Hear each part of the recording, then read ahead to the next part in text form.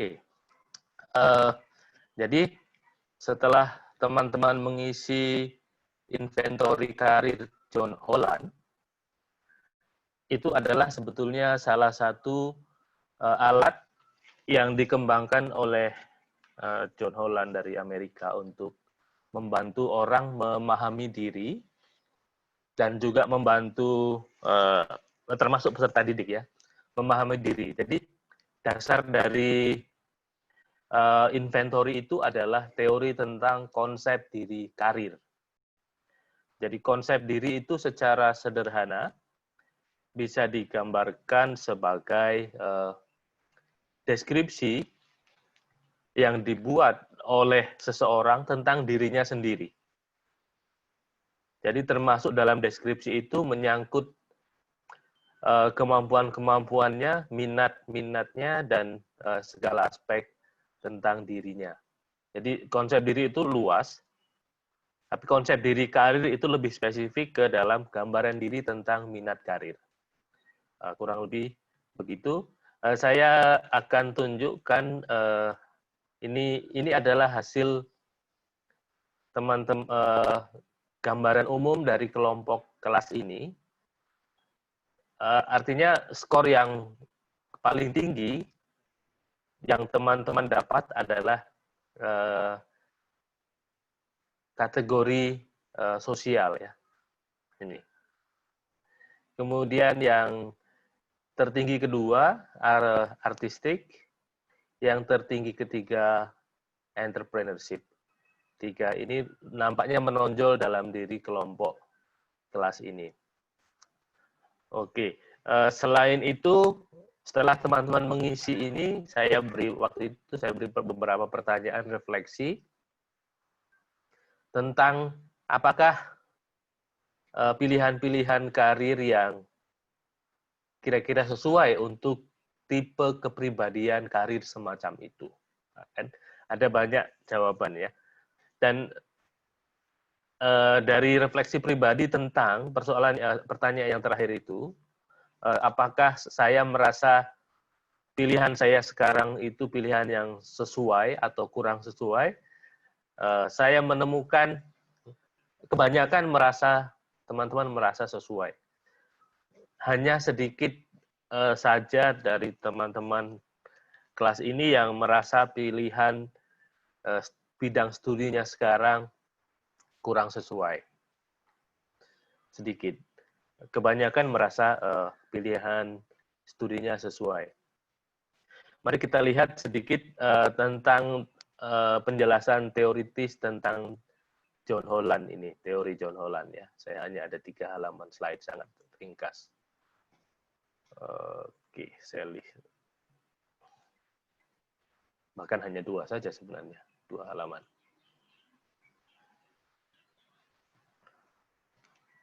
Oke. Ya. Ini sebelah kiri adalah ciri-ciri individu yang dikelompokkan menjadi 6. Jadi ada 6 kelompok individu menurut ciri-ciri minat karir atau gambaran diri karirnya. Realistik, investigatif, artistik, sosial, enterprising, dan konvensional. Jadi John Holland mengelompokkan orang-orang itu dalam 6 kelompok ciri-ciri ini. Tapi setiap individu biasanya karakteristik yang dimiliki oleh setiap individu biasanya campuran dari lebih dari satu karakteristik ini. Sehingga kemarin yang saya minta teman-teman lakukan adalah melihat 3 skor yang paling tinggi. Ya, karena 3 skor yang paling tinggi itulah yang kurang lebih yang memberi gambaran tentang gambaran diri karir setiap orang, setiap individu yang mengisi inventory itu. Mari kita lihat. Jadi teori John Holland ini yang pertama memberi gambaran tentang diri individu. Kemudian teman-teman lihat kotak yang ini namanya heksagonal ya, 6 sisi.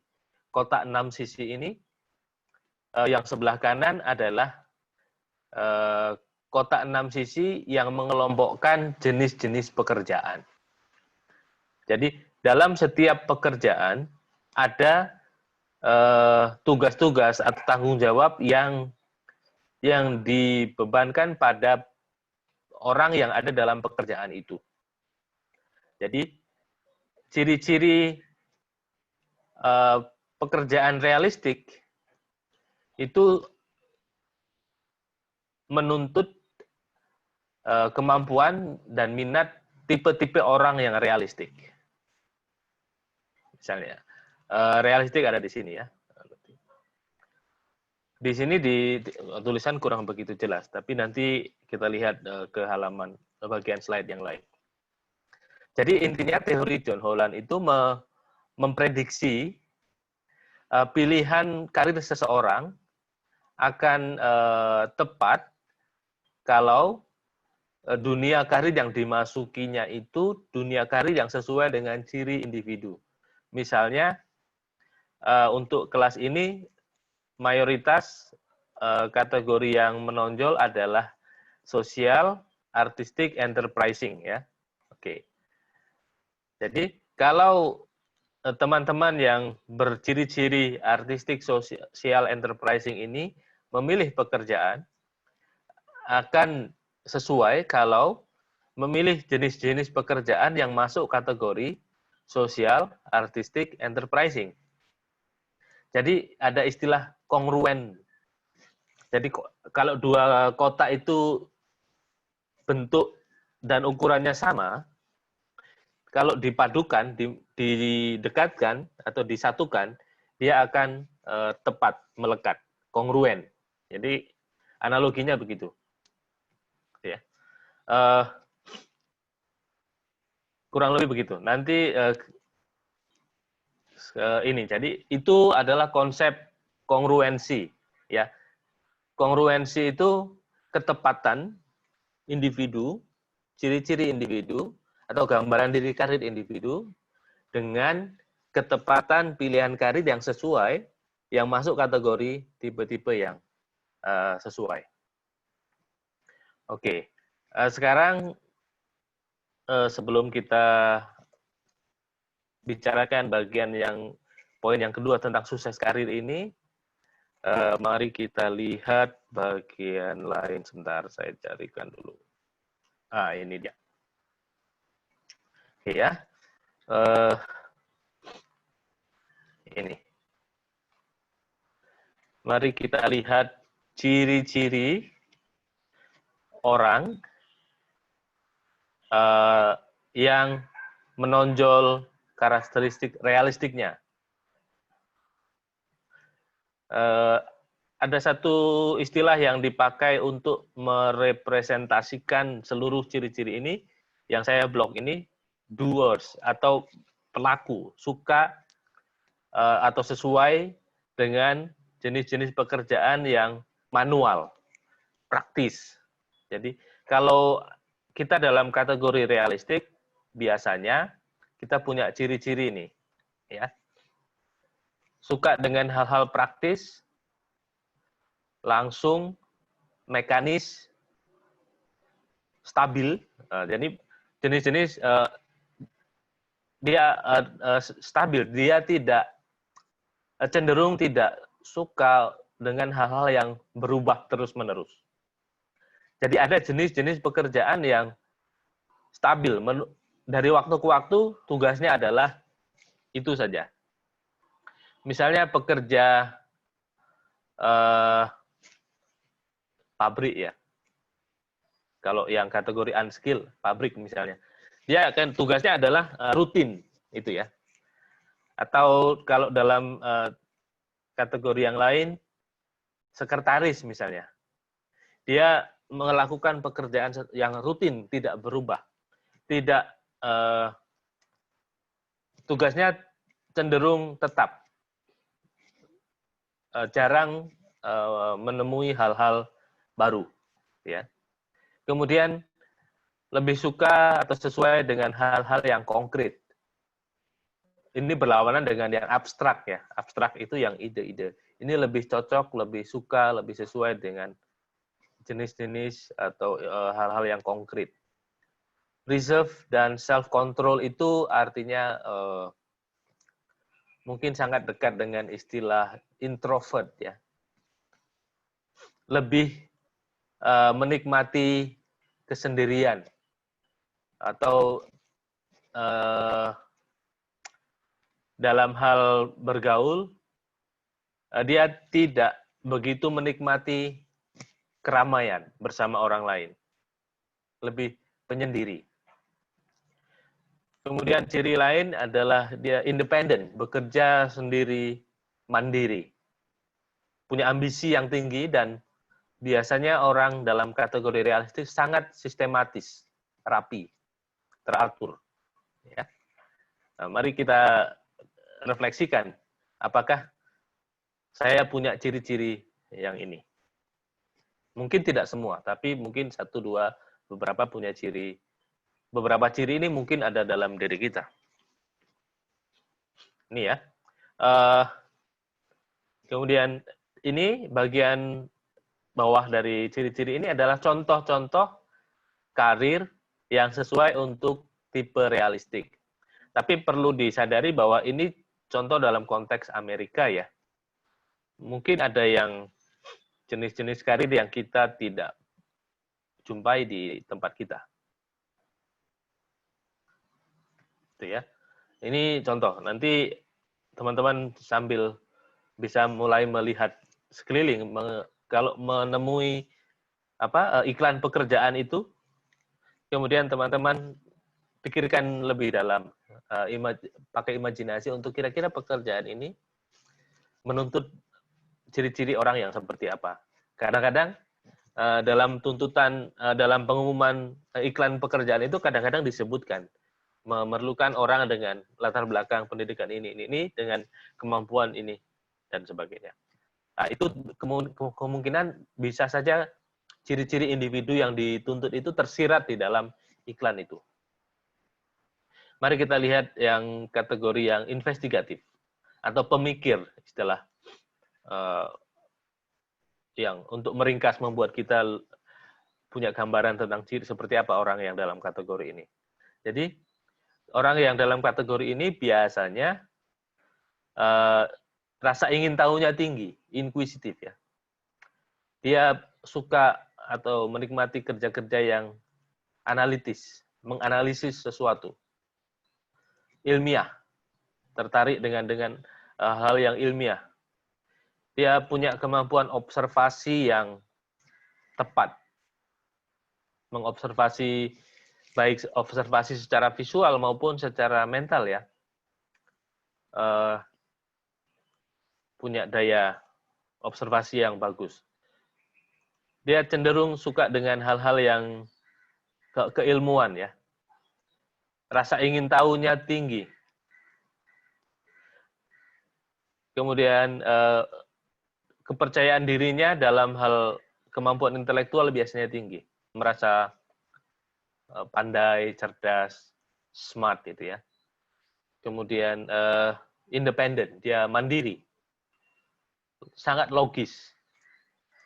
Apa-apa, segala sesuatu tindakan selalu memakai kerangka berpikir logis. Cara berpikirnya juga kompleks. Curious ya, ini rasa ingin tahu. Jadi investigatif. Jadi orang yang suka mencari hal-hal baru, ya, menemukan hal-hal baru. Nah, kerja-kerja yang sesuai dalam kategori ini adalah contohnya.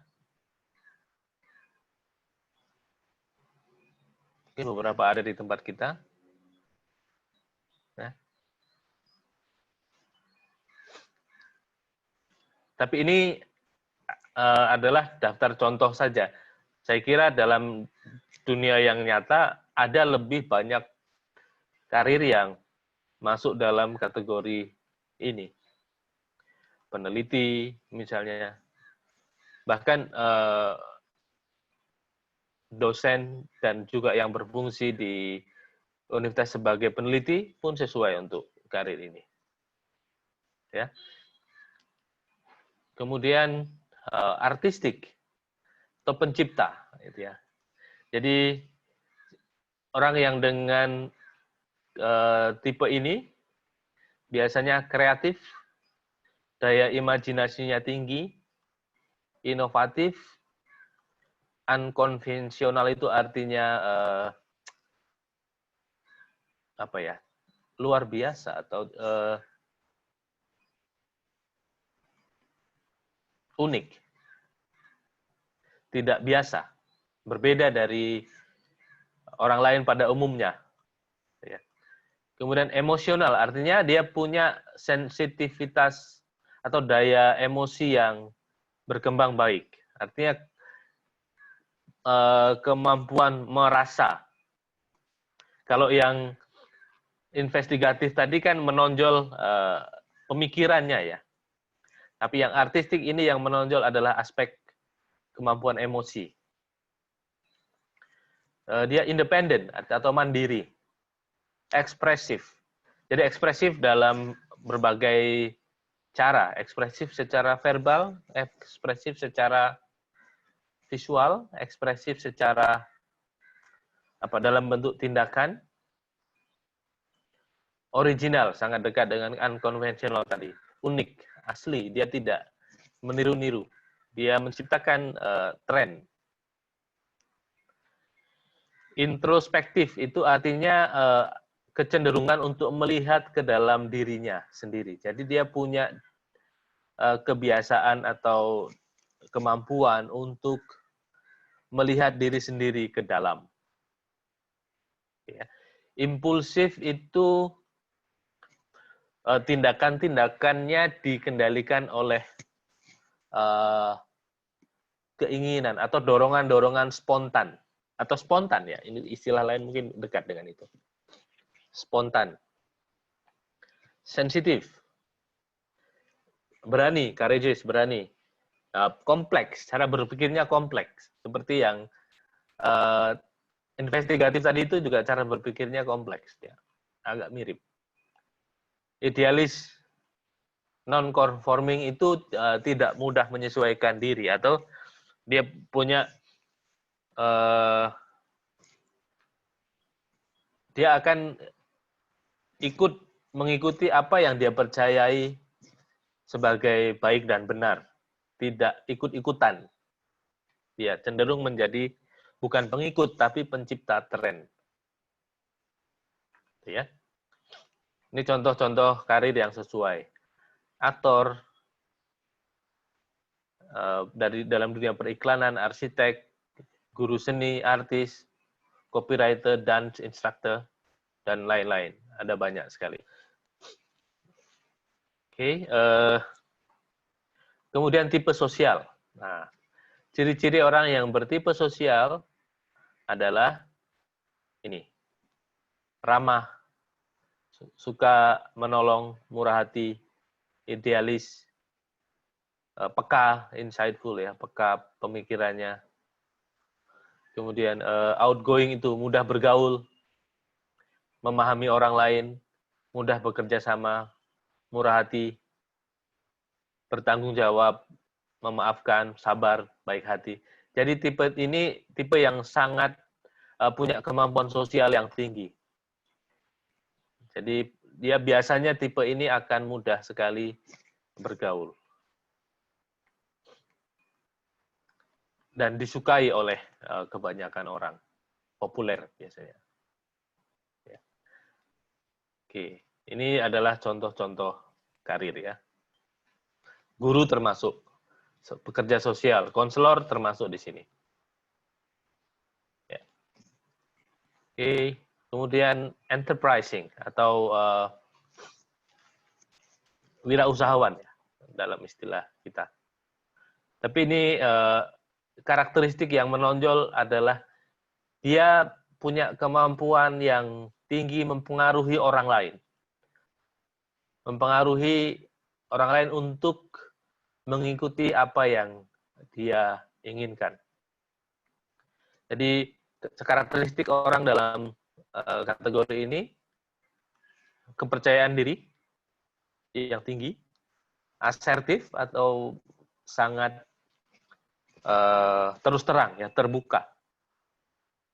Dia dengan komunikasinya asertif, artinya dia bisa terus terang komunikasi dengan jelas, persuasif, kemampuan yang tinggi untuk mempengaruhi orang lain melalui komunikasi, sangat energik, bersemangat, adventurous itu keberanian mencoba hal-hal baru atau mengalami hal-hal baru,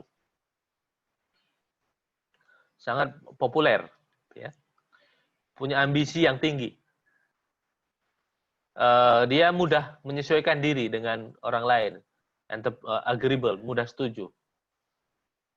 Kemudian sangat suka berbicara, talkative, extrovert, spontan dan optimis. Yang extrovert ini kebalikan dari yang pertama tadi, realistik dan konvensional. Nanti di bagian terakhir ada konvensional. Itu juga ada ciri yang berkebalikan dari yang ekstrovert itu tadi. Oke, mari kita lihat ciri yang konvensional. Dia sangat terorganisir dan rapi, ya, dan akurat, tepat, termasuk mungkin tepat waktu. Kemudian sangat suka atau tertarik dengan angka, jadi suka matematis, statistik. Mungkin ada kan pekerjaan-pekerjaan yang tugas dominannya berkaitan dengan angka, misalnya akuntan, kemudian tata buku, ya akuntan ya, tata buku, dan yang lain-lain juga masih ada. Dia sangat metodis, rapi ya, mungkin saya kira sangat dekat dengan well organized dan akurat tadi. Conscientious itu punya kesadaran yang tinggi ke dalam dirinya sendiri. Efisien, conforming itu menyesuaikan diri, mudah menyesuaikan diri. Praktis, thrifty itu apa ya? Sebentar saya cari kita. Thrifty, mari kita cek. Lupa kemarin sudah.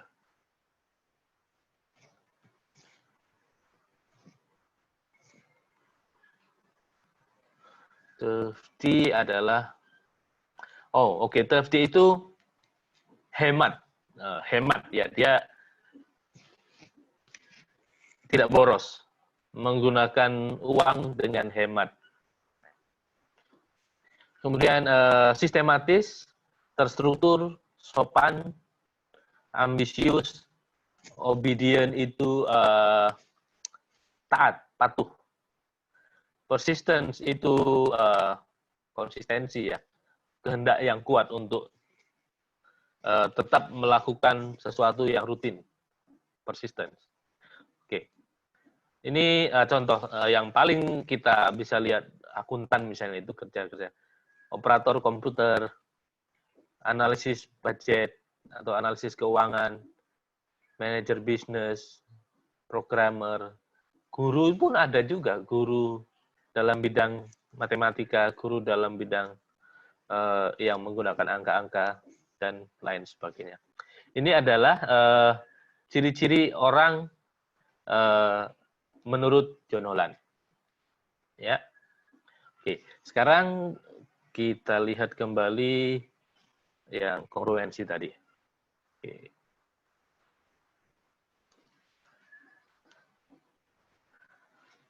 Oke. Jadi setiap orang, seperti saya katakan di awal tadi, punya ciri-ciri yang adalah gabungan dari berbagai tipe. Tidak hanya satu saja biasanya, tapi lebih dari satu. Sehingga pilihan karir setiap orang itu pun lebih dari satu. Nah, kan?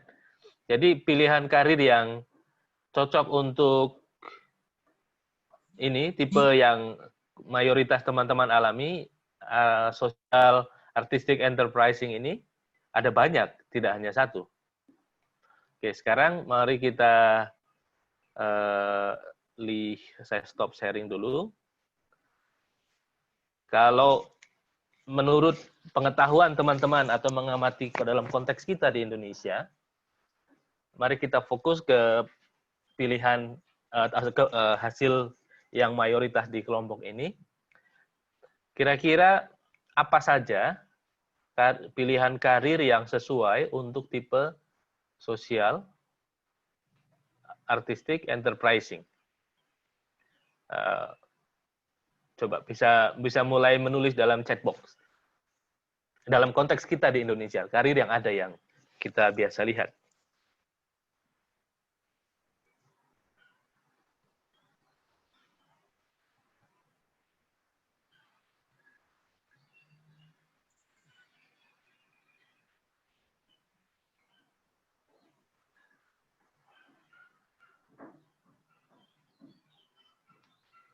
Mari. Atau secara verbal saja dulu. Kira-kira apa karir yang sesuai? Mungkin Epifanius Jihadun. Coba.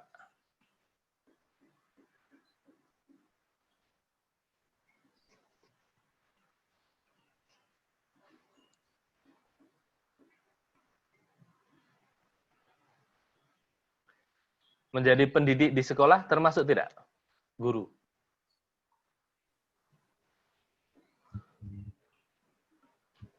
Tipe sosial.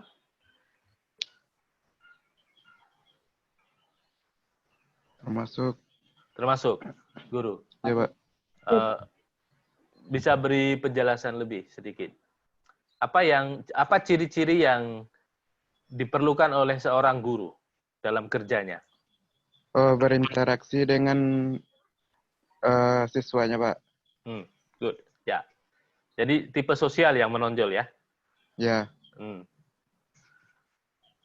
Oke, guru. Selain guru, ada kemungkinan alternatif karir lain? Kalau politikus, Pak.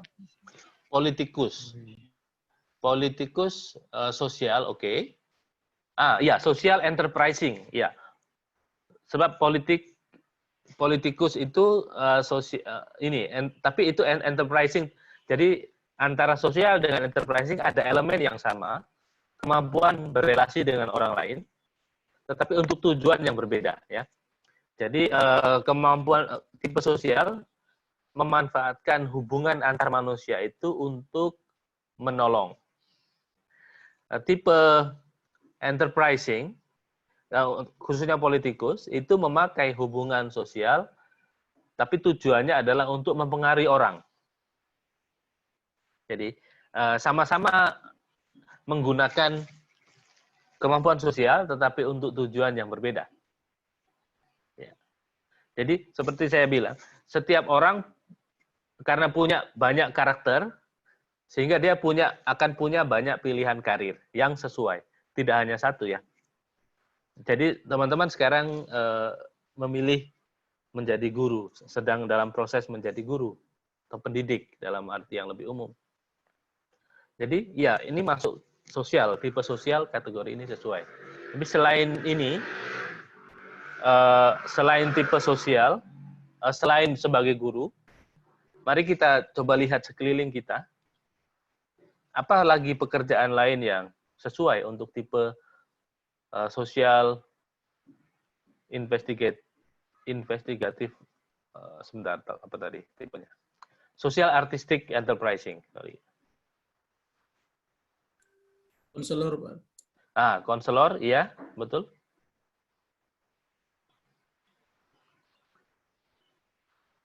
Ada lagi?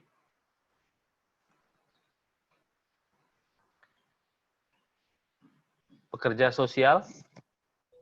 Wirausahawan, Pak. Wirausahawan, ya. Karena ada aspek enterprising tadi. Wartawan. Sorry? Wartawan, Pak. Wartawan, karena dia berhubungan dengan orang untuk mendapatkan informasi ya. Iya, betul.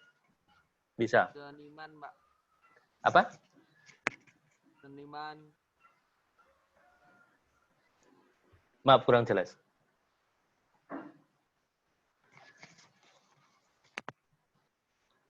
Bisa diulang?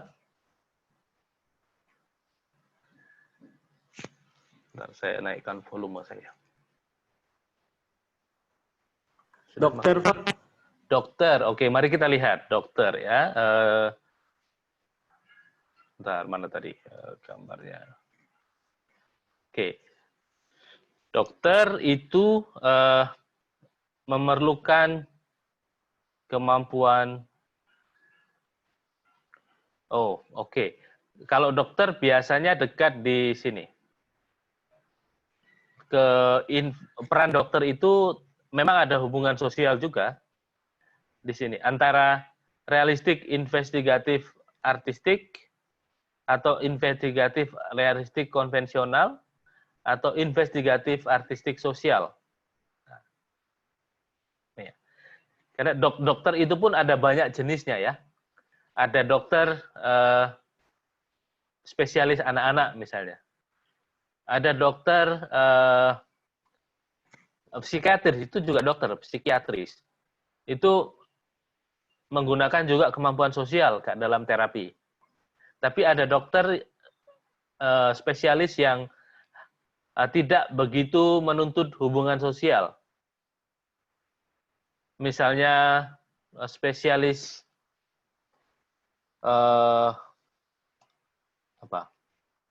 ortopedik misalnya. Ortopedik itu dia menangani hal-hal tulang saja, tapi bukan relasi manusia yang dipakai. Tapi ya jadi karena dokter itu ada banyak jenis, sehingga tergantung dari spesialisasi yang mana yang dia pilih. Misalnya kalau psikiatris misalnya, mungkin dia akan memerlukan tipe investigatif ya, sosial, dua ini sangat diperlukan. Artistik itu tambahan ya. Atau kalau dokter itu yang bekerja di laboratorium untuk radiografi misalnya, yang spesialis dalam radiografi, dia tidak berhubungan dengan manusianya, tetapi berhubungan dengan data-data tentang manusia. Ada di sini. Mungkin lebih sesuai investigatif realistik, investigatif konvensional. Ya. Jadi yang perlu dipertimbangkan adalah ciri-ciri detail setiap jenis pekerjaan itu, dan karena itu akan membuat kita bisa menyesuaikan dengan karakteristik detail setiap orang. Kalau kita lihat sekarang karir yang menggunakan bahasa. Teman-teman kan dalam pendidikan bahasa ya. Selain guru bahasa, wartawan, ada tidak karir-karir yang menggunakan bahasa yang sesuai dengan karakteristik artistik, social enterprising?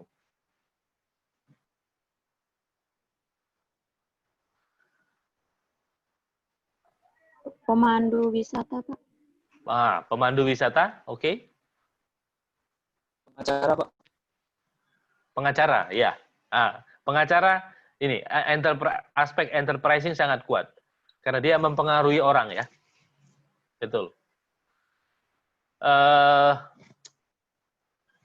Aktor teater, aktor film.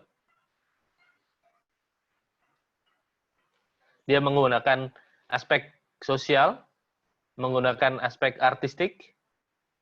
Dua ini yang menonjol. Dan kita masih bisa cari banyak lagi ciri-ciri itu. Sekarang, mari kita lihat salah satu prediksi John Holland dalam teori ini adalah tentang sukses karir. Jadi menurut teori John Holland, kalau pilihan karir itu sesuai dengan karakteristik atau gambaran diri karir seseorang, menurut John Holland, itu adalah salah satu syarat, prasyarat seorang itu berhasil dalam karirnya. Nah, sekarang pertanyaannya adalah, berhasil dalam karir itu apa artinya? Apa yang kita bisa anggap sebagai keberhasilan karir itu apa kriterianya? Mari kita pikirkan. Kalau teman-teman sukses dalam karir nanti sebagai guru bahasa Indonesia, apa ukuran suksesnya?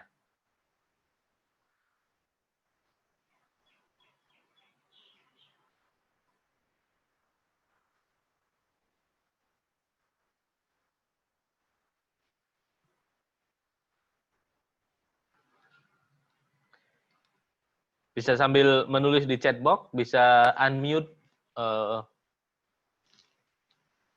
lalu sharing.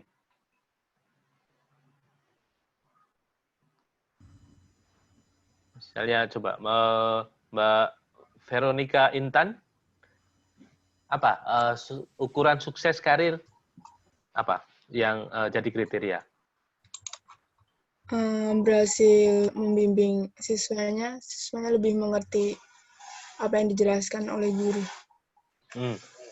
Oke, bisa membimbing, artinya bisa berfungsi di dalam pekerjaannya ya, bisa melakukan pekerjaannya. Oke, baik. Ada ukuran sukses karir yang lain? Bersikap adil. Bersikap adil. Artinya bagaimana? Coba beri penjelasan. Karena ada beberapa guru waktu saya sekolah itu ya Pak ya, dia tidak bisa adil sama siswa yang pintar sama yang kurang pintar. Jadi menurut saya guru yang tidak bisa melatih agar dirinya menyamakan orang, bersikap adil itu belum bisa dikatakan sukses jadi seorang guru. Oke. Agak mirip dengan Mbak Veronica. Artinya bisa menjalankan tugasnya dengan baik ya. Sesuai dengan prinsip pekerjaan itu. Sesuai dengan tuntutan pekerjaan itu. Oke. Ada lagi. Ukuran keberhasilan karir.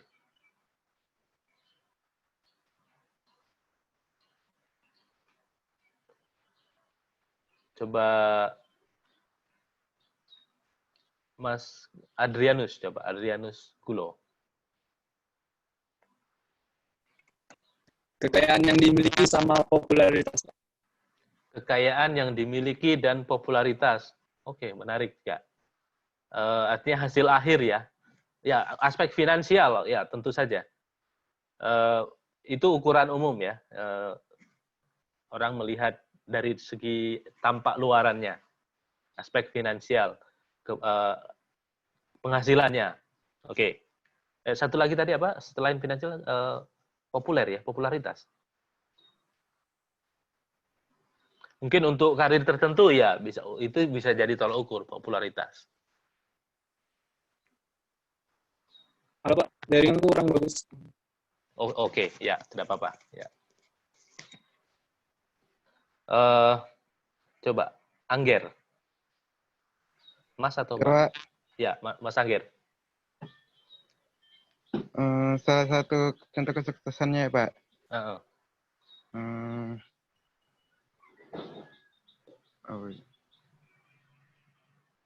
Berhasil dalam melaksanakan tugas yang sudah dipercayakan kepadanya Pak. Oke, sama dengan sebelumnya. Bisa melaksanakan tugas. Oke. Mari kita lihat ini. John Holland memperkenalkan konsep konsistensi. Ya, konsistensi itu artinya pilihan karir yang dijalaninya itu tidak berubah. Dia dijalani dari mulai sampai akhir. Terus begitu, tidak berubah.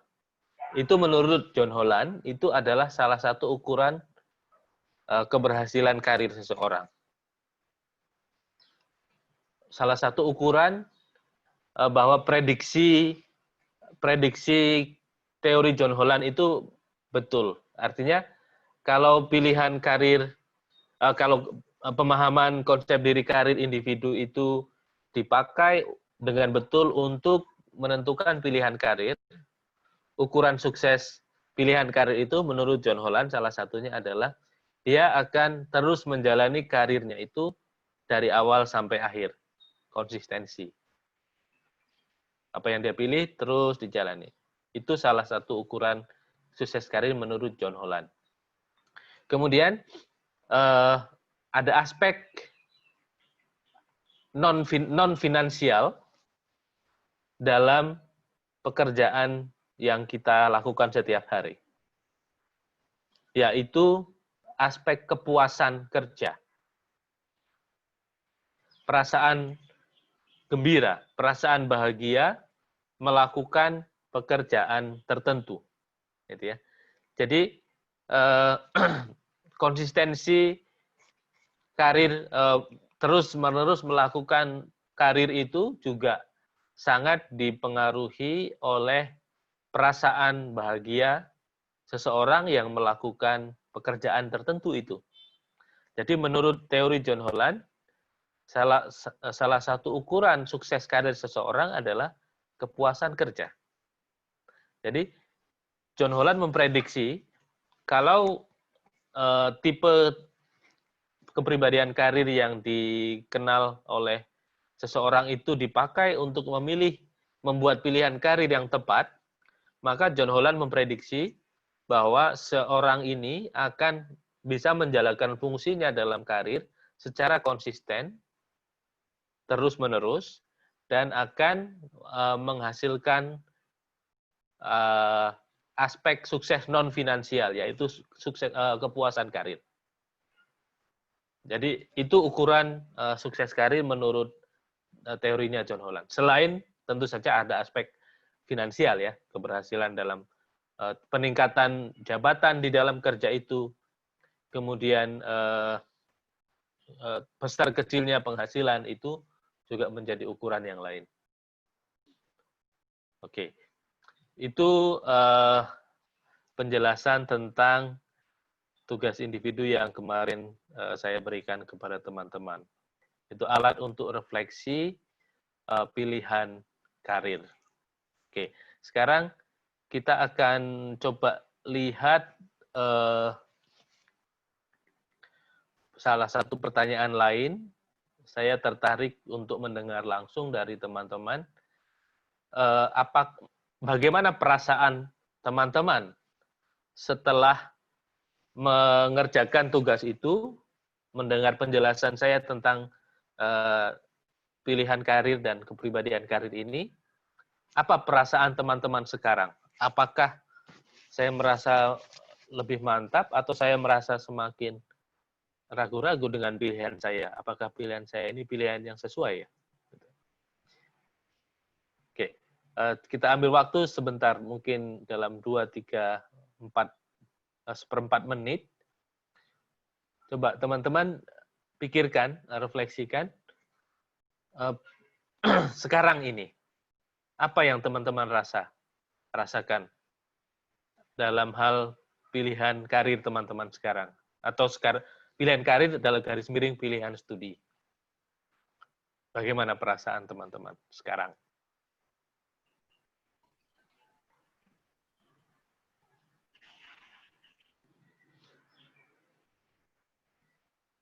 Ada yang mau mulai? Saya, Pak. Ya, silakan. Kalau menurut saya, dengan diberikannya tugas kemarin, menjadi memantapkan pemikiran saya dalam memilih pekerjaan sebagai guru, Pak. Oke, baik. Soalnya, bagus.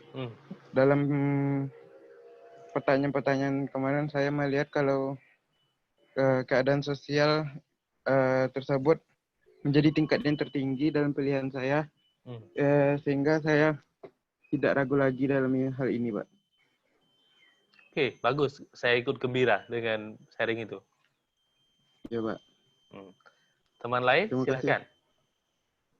Terima kasih, Mas Anggir.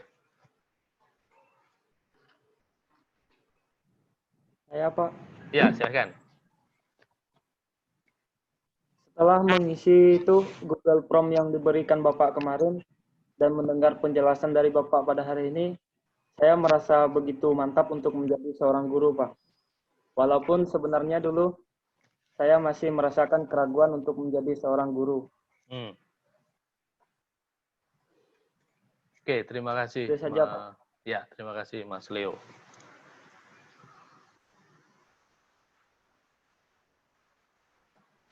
Mungkin siapa? Mbak Tika? Ya, Pak. Ya, silakan. Kalau menurut saya, saya sudah mengikuti refleksi yang Bapak berikan, emang di awal saya masih ragu dalam pemilihan saya menjadi seorang guru ini, Pak. Khususnya mengambil pendidikan di ekonomi. Tapi melalui refleksi yang sudah saya lakukan ini, saya masih mencoba untuk meyakinkan diri saya, Pak. Saya belum selesai untuk yakin. Oke. Iya. Terima kasih, Mbak Tika. Teman lain?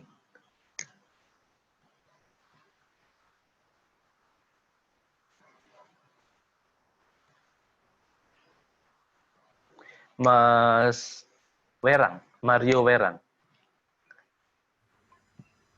Terima kasih, Pak. Saya setelah mendengar apa yang Bapak sampaikan sekarang, penjelasan dan mengisi apa yang Bapak share di Google Form itu, saya merasa ini pilihan yang tepat untuk menjadi guru dengan persiapan yang sedang saya jalankan sekarang. Oke, terima kasih. Adakah teman-teman yang merasa malah semakin ragu? Karena saya menemukan bahwa ternyata karakteristik saya tidak sesuai. Apakah ada yang sekarang ini merasa ragu?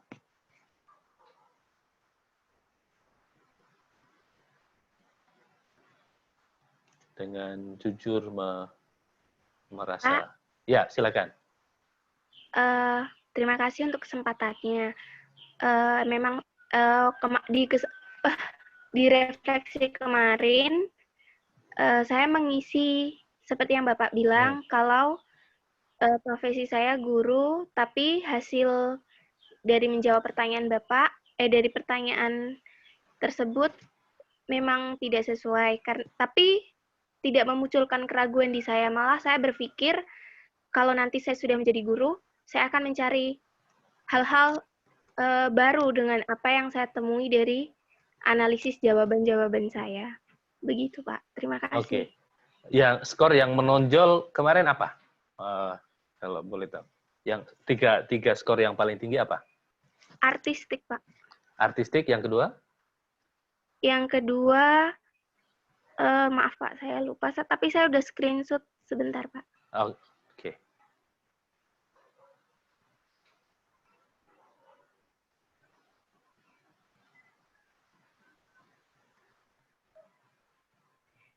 Sosial, Pak.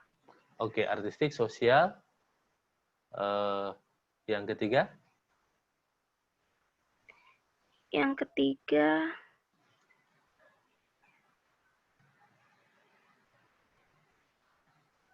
oke, kita lihat ini coba. Artistik, sosial, yang ketiga investigatif. Maaf Pak, gambarnya sebenarnya tidak ketemu, tapi saya ingat-ingat karena yang dua itu saya merasa memang melekat pada saya, jadinya dua itu yang saya ingat, tapi karena ketiga itu kemarin paling rendah, nah jadi saya nggak ingat-ingat Pak. Oke, tidak apa-apa. Oke, jadi tidak apa. Itu soal, jadi setiap, mungkin tidak setiap orang ya, beberapa dari kita akan ada saatnya kita merasa apa yang kita pilih itu bukan yang paling kita inginkan. Ya. Jadi dalam perjalanan pilihan karir sampai kita menjalani itu ada berbagai variasi sebetulnya. Ada orang yang karena berbagai faktor sudah melakukan pilihan sehingga jalan karirnya itu linear ya, naik hasilnya. Tapi ada juga pengalaman perjalanan karir itu tidak selalu berjalan lurus linear, tapi bisa belok kanan belok kiri. Karena mungkin sekarang saya merasa tidak mantap sehingga saya perlu memikirkan lalu apa yang saya perlu lakukan, kan? Mungkin saya perlu memikirkan alternatif kedua sehingga jalannya mungkin agak belok kiri. Kemudian dalam pilihan ini pun mungkin saya rasanya tidak juga, lalu mencari pilihan yang lain. Jadi ini tidak ada yang salah sebetulnya, tidak salah atau betul, tetapi karena perjalanan karir kita masing-masing akan bervariasi ya. Jadi tapi sebenarnya kalau kita lihat ciri-ciri yang Mbak siapa namanya tidak terlihat L Pak. Nah, itu ada aspek sosial yang menonjol dalam hasil tes itu. Artinya jenis-jenis pekerjaan yang memerlukan hubungan manusia itu kan ada banyak ya. Itu masih bisa dieksplorasi lagi. Mana selain guru bahasa Indonesia, apa yang bisa saya lakukan?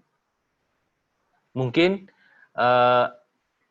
dalam kenyataannya kita akan mungkin harus memilih, ada pilihan karir yang utama, tetapi juga kita punya kesempatan untuk punya tambahan pilihan lain. Jadi selain saya menjalani tugas sebagai, kalau saya misalnya, sebagai pekerja di sebuah lembaga swadaya masyarakat sebagai konselor, itu kan pekerjaan utama saya sekarang. Kemudian karena saya punya minat dan kemampuan yang lain, saya selain di pekerjaan utama ini, saya juga melakukan hal-hal lain, misalnya saya menjadi penerjemah untuk beberapa keperluan. Itu kan tambahan ya untuk saya. Itu masih termasuk dalam apa yang saya minati, apa yang saya memenuhi ciri-ciri karir saya, gambaran diri karir saya, selain pilihan karir yang utama. Jadi selalu dalam kenyataannya kita akan punya banyak pilihan yang kita bisa lakukan bersama-sama. Selain pilihan yang utama, kita akan pilih pilihan yang kedua. Ini saya memberi contoh diri saya. Karir sebagai konselor di satu lembaga swadaya masyarakat, tapi juga ada kesempatan-kesempatan tertentu saya menjadi penerjemah untuk keperluan-keperluan lain.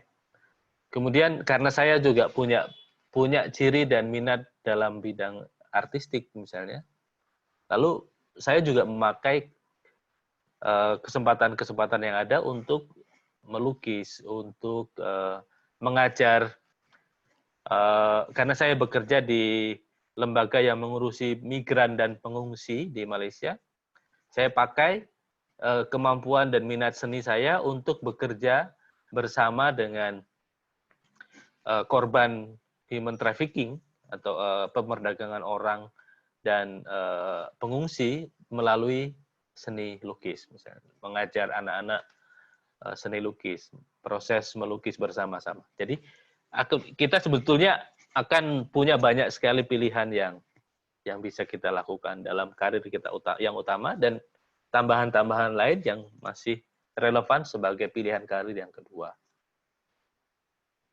Itu jadi perjalanan teman-teman saya rasa masih panjang juga untuk sampai ke terjun dalam dunia kerja. Mungkin masih perlu berapa tahun ya? 2 tahun lebih, mungkin 3. Jadi ada banyak kesempatan. Jadi inspirasi lain yang bisa kita pelajari dari tes ini juga, kalau teman-teman masih dalam aspek kebahasaan, bidang bahasa, mungkin kita perlu melihat apa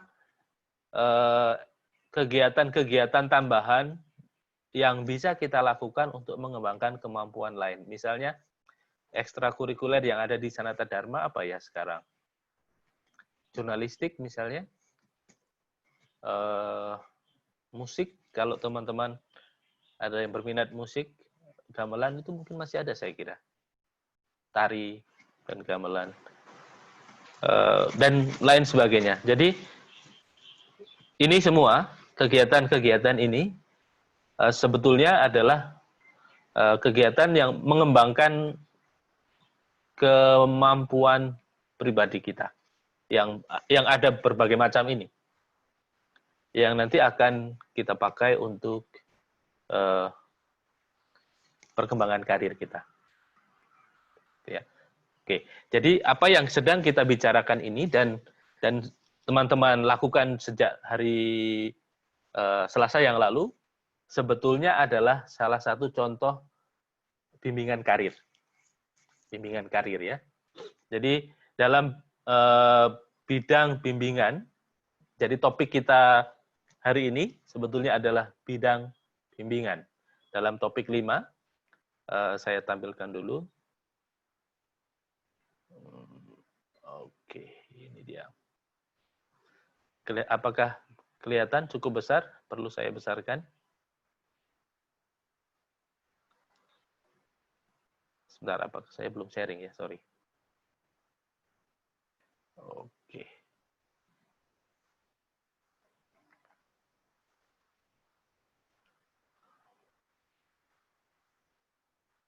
Oke.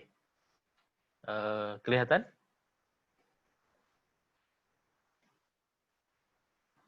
Ya, jadi kalau kita bicara bidang bimbingan, sebetulnya kita bicara tentang isi atau materi bimbingan di sekolah. Isi, materi, dan juga kita sedang bicara tentang kompetensi yang ingin dicapai melalui layanan bimbingan. Bimbingan, ada 4 bidang bimbingan. Bidang bimbingan karir itu salah satunya, bidang bimbingan pribadi, bidang bimbingan sosial, dan bidang bimbingan belajar. Ya, ada 4. Ini selalu teman-teman akrabi nanti, pelan-pelan akan. Nanti teman-teman secara lebih detail bisa baca sendiri satu persatu. Ini adalah contoh kompetensi yang ingin dicapai melalui layanan bidang bimbingan belajar. Dan kolom sebelah kanan itu TK sampai 2, itu artinya jenjang pendidikan ya. Taman kanak-kanak sampai kelas 2 SD, sekolah dasar. 3 sampai 5, 6 sampai 8, 9 sampai 12. Itu sampai SMA ya. Itu mari kita lihat satu persatu.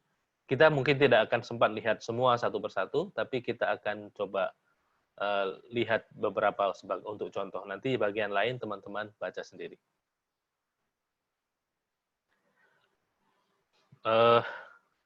Pertama, tujuan bimbingan belajar adalah untuk membantu siswa memiliki sikap, memiliki pengetahuan, dan keterampilan yang mendukung belajar yang efektif di sekolah dan belajar sepanjang rentang kehidupan. Ya. Jadi ini tujuan, rumusan tujuan yang ingin dicapai dari belajar, bimbingan belajar. Mari kita lihat kompetensi nomor 1, mengembangkan atau meningkatkan konsep diri akademik. Nah, tadi kita bicara tentang konsep diri karir ya. Konsep diri karir saya kecenderungan termasuk dalam kategori social, enterprising, artistik. Itu kan konsep diri karir. Sekarang kalau konsep diri akademik artinya adalah pemahaman diri saya tentang kemampuan akademik yang ada dalam diri saya. Kurang lebih mudahnya begitu. Jadi saya meningkatkan konsep diri akademik itu artinya saya mengembangkan atau memahami saya sebagai pelajar atau sebagai siswa atau sebagai mahasiswa itu kondisi saya sekarang ini secara akademik dalam kondisi seperti apa. Apakah saya sudah mampu mencapai tuntutan kegiatan belajar akademik yang seharusnya saya kuasai? Ya. Apakah prestasi belajar saya sekarang dalam tahun ini atau semester ini sudah sesuai dengan apa yang saya cita-citakan? Jadi termasuk apakah juga saya sebagai pelajar atau mahasiswa sudah punya minat dan kebiasaan belajar yang sesuai dengan tuntutan belajar saya. Merasa positif, mengembangkan perasaan yang positif tentang kemampuan atau prestasi belajarnya. Jadi kompetensi-kompetensi ini yang akan dikembangkan oleh guru pembimbing menjadi topik-topik bahan-bahan bimbingan belajar dalam setiap sesi. Ya. Ini akan tergantung pada kebutuhan real di sekolah tertentu. Jadi sebelum mulai tahun ajaran biasanya guru pembimbing akan membuat assessment, pengukuran apa saja yang kondisi apa saja yang ada dalam diri para siswa. Latar belakang sosial dan ekonomi para siswa seperti apa. Kemudian prestasi-prestasi belajar sebelum mereka masuk ke jenjang sekarang seperti apa. Itu akan memberi gambaran tentang masalah atau potensi yang dialami oleh siswa itu. Jadi berdasarkan asesmen itu nanti guru pembimbing akan merancang, merumuskan kompetensi apa yang seharusnya dicapai. Lalu merumuskan lagi dalam bentuk tujuan bimbingan dan merancang kegiatan-kegiatan bimbingan belajar. Mungkin seorang konselor di sekolah akan membentuk kelompok-kelompok belajar yang membuat siswa itu selain bisa meningkatkan kemampuan belajar, tetapi juga bisa dalam waktu yang sama meningkatkan kemampuan sosial bekerja sama. Ya. Itu contoh. Mari kita lihat contoh yang kompetensi kedua, coba ya. Menguasai keterampilan untuk mengembangkan kegiatan belajar. Termasuk contoh poin pertama, keterampilan mengelola waktu belajar. Saya masih ingat waktu SD, itu kalau Bapak Ibu saya pada malam hari meminta, sana itu sekarang waktunya belajar sudah. Jawaban saya waktu itu, waktu kelas 1 SD adalah, kelas 1, kelas 2 begitu, saya sudah hafal apa yang mau saya pelajari sekarang, saya nggak tahu. Saya sudah tahu itu pelajaran hari ini di sekolah ini saya sudah bisa. Apalagi apa perlunya sekarang malam-malam saya ulangi lagi. Saya masih ingat jawaban saya itu. Saya kadang-kadang kalau ada PR saya baru punya tuntutan yang jelas bahwa saya harus mengerjakan PR. Itu jelas ya. Tapi kalau tidak ada PR, saya bingung waktu kelas 1 apa yang harus saya lakukan sekarang. Apakah saya harus membaca lagi materi yang hari ini, atau saya membaca materi-materi lain atau buku-buku penunjang lain. Jadi saya waktu kecil SD kelas 1, kelas 2 belum punya pengetahuan atau kebiasaannya belum terbentuk bahwa memanfaatkan waktu untuk membaca misalnya. Kemampuan itu baru mulai berkembang untuk pengalaman saya waktu mungkin setelah saya kelas 4, 5 gitu ya. Karena tuntutan belajarnya mungkin sudah lebih tinggi. Jadi salah satu tugas guru pembimbing adalah untuk mengembangkan kemampuan siswa-siswi itu untuk mulai memanfaatkan waktu dalam tugas belajarnya itu. Misalnya termasuk dalam kegiatan yang sangat sederhana. Dalam bimbingan klasikal misalnya, oke, kita hari ini akan menyusun jadwal belajar kita minggu ini misalnya. Itu salah satu contoh saja. Itu tergantung pada kondisi dan perkembangan siswa dan jenjang pendidikan. Ya. Itu contoh kompetensi tentang yang berkaitan dengan bimbingan belajar. Mari kita lihat contoh lain. Kita akan lompat ke bagian bidang bimbingan lain, coba ya. Karir ya, oke. Saya kira soal bimbingan karir agak lebih jelas harapan saya, karena kita sudah mencoba membicarakan ini melalui contoh yang kita sendiri terapkan dalam 1-2 minggu ini. Oke, kompetensi atau tujuan atau standar ya, bimbingan karir menguasai keterampilan, mengeksplorasi atau menginvestigasi dunia kerja yang berhubungan dengan pemahaman diri dan membuat keputusan pilihan karir. Secara ringkas bisa dikatakan salah satu tujuan standar bimbingan karir adalah membantu peserta didik merencanakan karirnya. Untuk merencanakan karir, apa saja yang diperlukan? Kompetensi 1 misalnya. Mengembangkan kesadaran karir. Kesadaran itu dimulai dengan mencari atau mendapatkan pengetahuan tentang karir. Sebelum mendapatkan pengetahuan tentang karir, atau pada waktu yang sama mencari pengetahuan tentang pilihan-pilihan karir, juga membantu peserta mengenali diri, misalnya melalui asesmen konsep diri karir itu. Sehingga peserta didik mulai memikirkan, mulai tahu bahwa saya termasuk pribadi yang semacam ini, punya minat ini, punya kemampuan itu. Lalu saya ingin nanti berkarir dalam bidang ini. Untuk membuat pilihan karir, peserta didik akan memerlukan informasi tentang karir. Katakanlah misalnya, saya ingin berkarir dalam bidang bahasa, apa saja alternatif yang ada? Oke, di mana saya bisa belajar untuk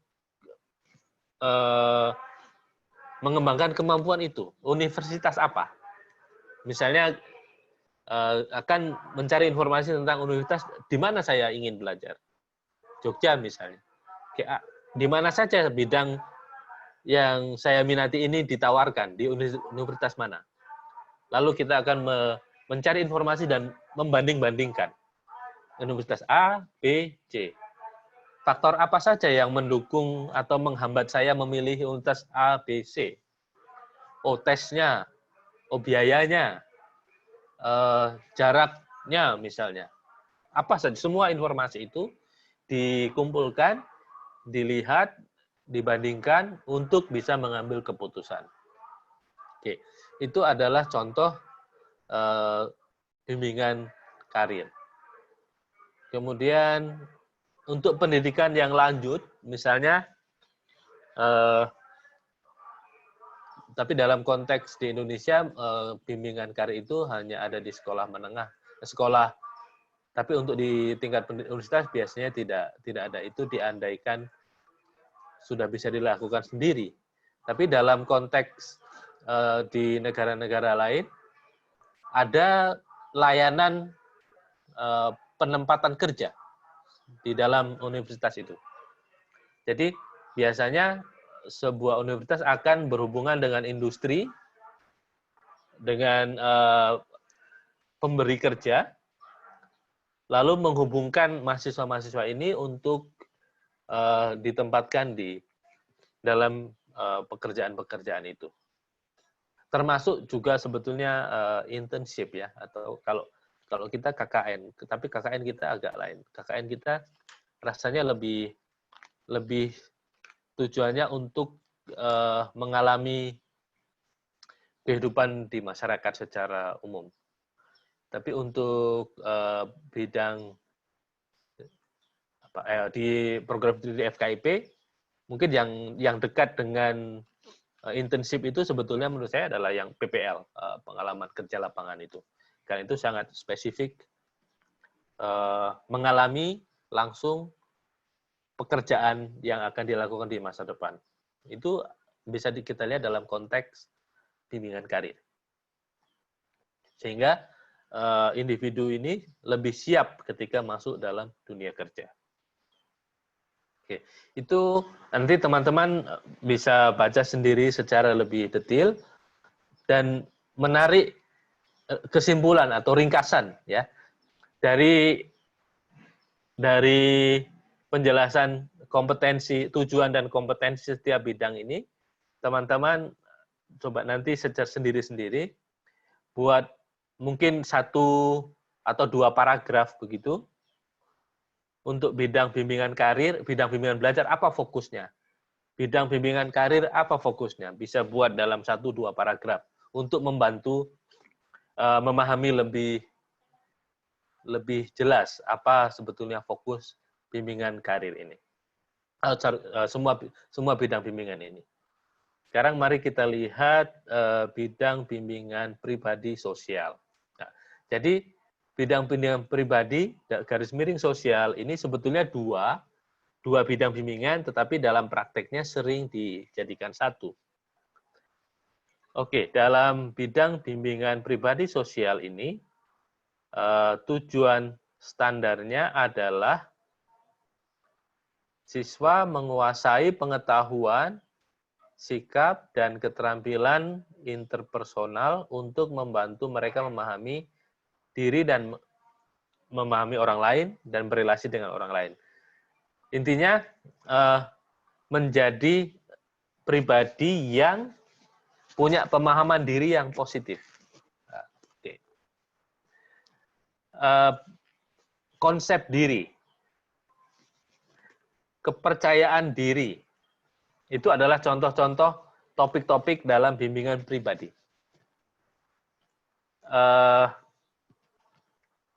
Kemudian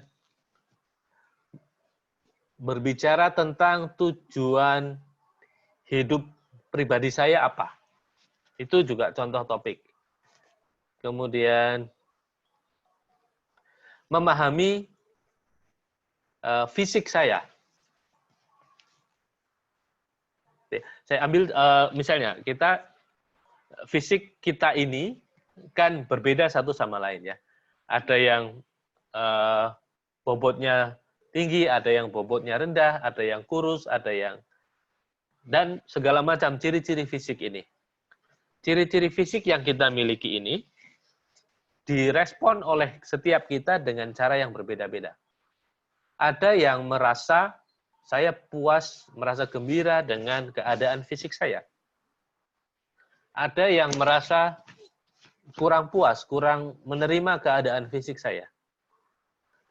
Sehingga itu mempengaruhi cara kita berhubungan dengan diri sendiri dan berhubungan dengan orang lain. Kita menjadi percaya diri atau kita menjadi tidak percaya diri. Itu adalah lahan garapan bidang bimbingan pribadi dan sosial. Nanti dari waktu ke waktu saya akan share, ada banyak sekali alat-alat assessment yang membantu kita untuk merefleksikan aspek diri ini. Gratis. Itu kita di internet banyak sekali link-link, nanti satu persatu saya bagi untuk pengalaman. Jadi untuk mengalami sebetulnya seperti apa alat-alat itu yang biasanya dipakai oleh para konselor atau guru pembimbing.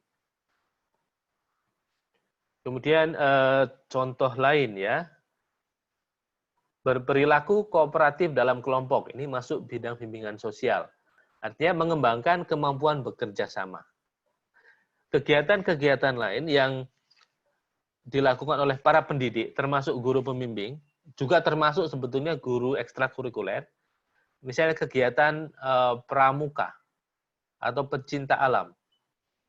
Itu ada kompetensi-kompetensi yang mengembangkan kemampuan sosial, kemampuan bekerja sama. Jadi kemampuan sosial itu juga nanti akan diperlukan dalam menjalankan tugas belajar yang lain.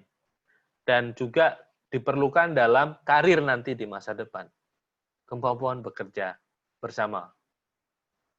Jadi pilihan-pilihan ekstrakurikuler yang ada di tempat belajar kita masing-masing itu, kalau kita lakukan, itu sebetulnya mengembangkan banyak aspek soft skill, istilah yang mungkin pernah teman-teman saya yakin mungkin pernah dengar ya. Ada hard skill, ada soft skill. Hard skill itu mengacu kepada kemampuan utama yang kita pelajari secara formal dalam bidang-bidang studi kita. Bidang bahasa ya hard skill-nya kemampuan bahasa. Tapi soft skill-nya adalah hal-hal lain yang mendukung kerja kita nanti. Misalnya kemampuan bekerja sama, kemampuan memanfaatkan teknologi yang mutakhir sekarang. Itu kan soft skill, tambahan-tambahan. Tapi menjadi penting. Ini adalah aspek bimbingan pribadi sosial. Oke, sekarang kita sudah jam menunjukkan pukul kalau jam saya pukul 9.23. Jam teman-teman berarti pukul 8.23. Oke, kita punya waktu sedikit lagi saja. Itu penjelasan ringkas. Nanti saya sarankan teman-teman baca sendiri. Materi-materi ini sudah saya masukkan, sudah saya unggah ke dalam LMS masing-masing. Jadi bisa di-download, lalu disimpan, dibaca. Nanti dari waktu ke waktu saya beri kegiatan kecil-kecil, tapi itu jadi tidak semua tugas individu itu tugas yang istilahnya dinilai dalam skor ya, tapi itu adalah bagian dari proses pembelajaran karena kita berjarak sehingga kita tidak setiap waktu bisa ketemu atau bisa berdiskusi. Jadi tambahan-tambahan aktivitas kecil-kecil itu adalah pendukung kegiatan tatap muka kita yang terbatas ini. Tapi ada tugas-tugas tertentu yang memang saya bisa scoring, menilai dalam bentuk penilaian ya. Nanti saya akan beritahukan dalam tahap-tahap waktu-waktu berikutnya. Sebelum kita akhiri sesi kuliah tatap muka hari ini, saya beri kesempatan apakah ada pertanyaan. Oh, screenshot-nya blur ya. Tidak dapat dibaca. Ada apa ini? Jadi tulisan yang saya sajikan tadi blur ya semua? Iya, Pak. Oh. Pak, iya Pak, blur. Oke. Ya, mohon maaf dengan tantangan teknologi ini. Teman-teman nanti silahkan download. Mungkin saya bisa posting di dalam file ini, bisa saya kira. Hakikat heksagonal ini ada, Holland Code ini. Oke. Ke bidang bimbingan ini. Kemudian, untuk lain kali mungkin materi-materi karena saya berasumsi sudah di LMS, teman-teman bisa langsung, tapi lain kali nanti saya setiap kali mulai presentasi saya harus letakkan file di chat supaya bisa diakses secara instan ya.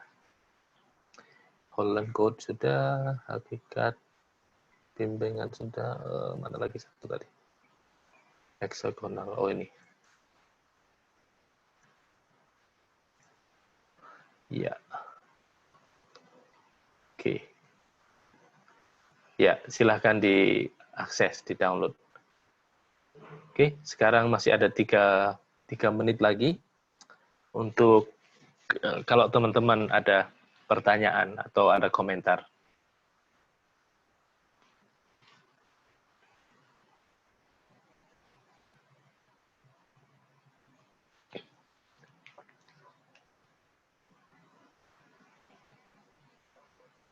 Tidak ada? Oke, tidak ada. Saya akan mana chat saya. Pak, saya mau bertanya. Oke, silakan, Mbak El. Ya. Nah, terima kasih, Pak. Saya kan barusan cek di LMS. Terus tadi Bapak juga memberikan tugas ya, Pak, untuk menuliskan 1-2 paragraf begitu. Oke. Saya lihat deadline-nya itu di LMS itu kan hari ini jam 10. Hanya saja setelah ini kami yang pendidikan ekonomi ada kelas, Pak. Oh, oke. Jadi begini, yang saya katakan 1-2 paragraf itu bukan tugas individu. Itu adalah saran untuk lebih memahami materi hari ini yang yang saya sajikan dalam bentuk bidang bimbingan tadi. Kompetensi utama itu kan tadi ada banyak untuk bidang bimbingan pribadi, bidang sosial, bidang bimbingan karir. Jadi silahkan teman-teman baca sendiri, lalu masing-masing membuat rumusan sendiri. Mungkin ringkasan dari daftar kompetensi itu. Bukan tugas yang harus dilakukan sekarang. Baik, begitu, Pak. Ya? Terima kasih. Oke. Ya. Oke, kalau begitu kita tutup dulu kuliah hari ini. Nanti kegiatan berikutnya saya akan informasikan dalam kelompok WhatsApp ya. Terima kasih, Pak. Oke, sama-sama. Terima kasih, Pak. Oke, ya. Terima kasih, Pak. Sama-sama. Terima kasih, Pak.